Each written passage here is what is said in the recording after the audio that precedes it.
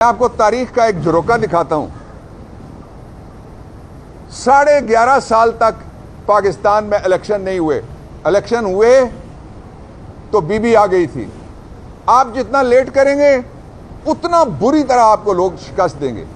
इसलिए ये जो 25 करोड़ अवाम है इनकी तौहीन ना करें और फौरी तौर पे इलेक्शन की डेट दें। जुर्म जो बताया गया है वो ये है कि इमरान खान के ज़माने में साइफर चोरी हो गया था। अब कहते हैं कि नहीं, इमरान खान ने साइफर उनके ज़माने में, ज़ाहिर अमला ये काम करता है, वज़ीर आज़म का काम नहीं है, तो वो साइफर जो था वो सेफ बॉक्स में बंद था, वो उनको मिल गया है।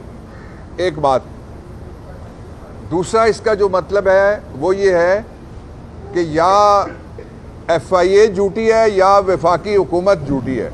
इन दोनों में से दोनों सच्चे नहीं हो सकते, और इनमें से एक भी झूठा है तो फिर केस झूठा है। और दूसरी बात जो मैं आपको बताना चाहता हूं वो ये है कि जो लोग इमरान खान जब बाहर थे तो उनसे तंग थे या उनसे घबराते थे, उनके अंदर जाने के बाद वो ज़्यादा तंग हैं और ज़्यादा घबरा रहे हैं। उसका सबब यह है कि इमरान पहले एक था जो बाहर था, नज़र आता था, अब उसकी तस्वीर छुपा दी गई है, नाम उसका हटा दिया गया है, उसको जेल में डाल दिया गया। हर आदमी इमरान हो गया है। उसका सबूत आपने लम्स में देखा। तो नवाज शरीफ का लाहौर में थे। नवाज शरीफ आप लम्स ज़रूर जाएं, आपका इंतज़ार हो रहा है वहाँ पे। बच्चे फिर वरना मुझे मिलेंगे, शिकायत करेंगे कि नवाज शरीफ को आपने मैसेज ही नहीं दिया। जो लम्स है उसके हवाले से आपने लोगों का तड़पना देखा, सिसकना देखा, और जो स्टेटस को है उसके वो लहू के आंसू आपने बहाते हुए देखे। ये 6 बच्चे थे जिन्होंने सवाल किया। जिस दिन आप इलेक्शन का ऐलान करेंगे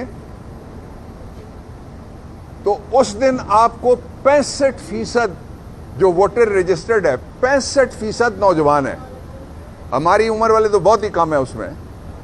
तो वो 65% किसी से भी नहीं रुकते। वो 65% वो सारे सवालों का उस दिन बदला लेंगे।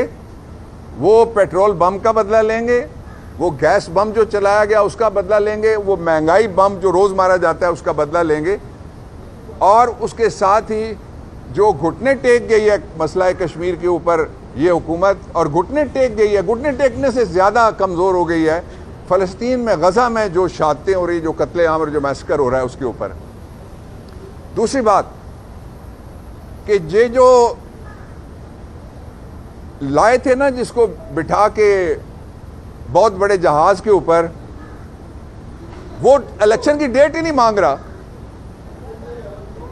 वो वोट की इज्जत की बात ही नहीं कर रहा। मैं इलेक्शन कमीशन से कहना चाहता हूं कि इलेक्शन कमीशन, आपको पता होना चाहिए, ये आपका केयर टेकर कहता है, आपको पता होना चाहिए इलेक्शन की डेट क्या है।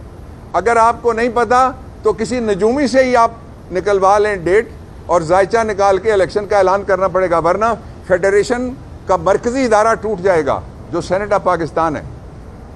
इसलिए कि जब असेंबलियां नहीं होंगी तो सेनेट इलेक्ट नहीं हो सकता। सेनेट चारों असेंबलियों से, सूबाई असेंबलियों से इलेक्ट होता है। सेनेट की इस्लामाबाद की सीट कौमी असेंबली इस्लामाबाद से इलेक्ट होती है। और मैं अगली बात ये कहना चाहता हूँ कि जिनको गलतफहमी थी कि वो ऐसा रेंट ए क्राउड लाएंगे जिसके पास टॉर्च वाला मोबाइल भी नहीं है, या वो नहीं सुनना चाहता उसको, वो टॉर्च अपनी नहीं उन्होंने जलाई, दोनों सूरतों में वो नाकाम हो गया है जो प्रोजेक्ट नवाज शरीफ था। और इसीलिए अब इलेक्शन को मज़ीद डिले करने के लिए तरले किए जा रहे हैं। ये अच्छी बात है कि जो रजीम चेंज में एक साथ थे वो अब इक़्तिदार की तकसीम के फार्मूले के ऊपर आपस में लड़ना शुरू हो गए। किसी ने उसका नाम रख दिया है लेवल प्लेइंग फील्ड, किसी ने उसका नाम रख दिया है इससे भी सुपर लेवल प्लेइंग फील्ड। लेकिन जो प्लेइंग फील्ड है वो सिर्फ एक है, वो अवाम है और उसमें यूथ है। दूसरा जो इम्पॉर्टेंट पहलू था मैंने आपके सामने रखा। तीसरा इम्पॉर्टेंट पहलू ये है कि फितरत, जो मेडिकल साइंस है और जो साइकोलॉजी है, वो कहती है कि 12 से 18 साल के बाद फितरत नहीं बदलती। तो जो ये समझते हैं कि नवाज शरीफ को किसी पिछले दरवाजे से लाया जा सकता है और उसकी वाहिद खुसूसियत ये है कि वो आ गया तो दड़ जाएगा, मैं उनको बताना चाहता हूँ, दड़ नहीं जाएगा। वो लड़ जाएगा। वो जनरल जिलानी को भी लड़ा था, उसने इसहाक खान को भी काटा था, उसने ज़ियाउल हक की कब्र के साथ भी धोखा किया था, जिसपे खड़े होकर उसने अपनी सियासत शुरू की थी। ये बात आप एजाजुल हक साहब से और अनवारुल हक साहब से ज़रूर पूछ लें। इसलिए इस मुल्क में मज़ीद तजर्बा गाह की कोई लेबॉरेटरी की ज़रूरत नहीं है। फैसला करना है सिर्फ कौम ने। आप जो मर्जी कर लें,